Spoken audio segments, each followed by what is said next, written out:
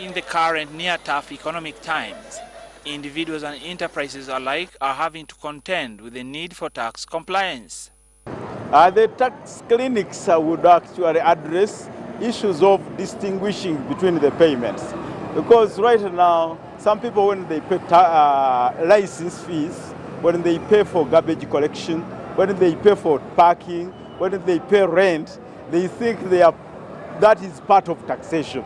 And we need to distinguish which belongs to income tax, which belongs to direct tax, which belongs to actual, these other obligations like ground rent, like what.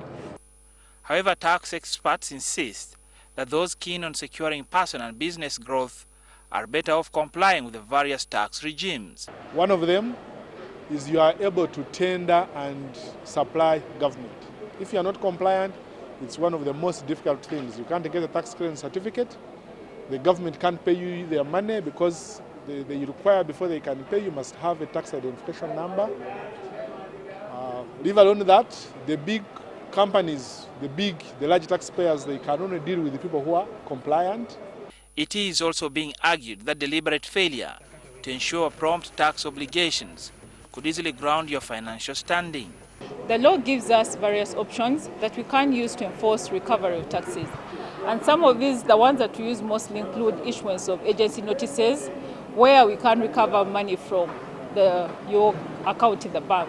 And that is something that you don't want to get into.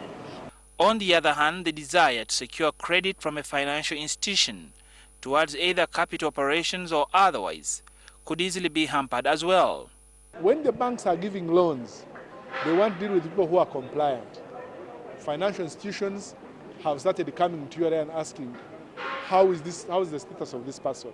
Because if you are non-compliant with URA, also the banks have a fear you may not be able to pay their money. Currently, the Uganda Revenue Authority says it is tightening on its bid to collect a whopping 900 billion shillings in current tax arrears. We also issue warrants of distress where we go ahead and attach property.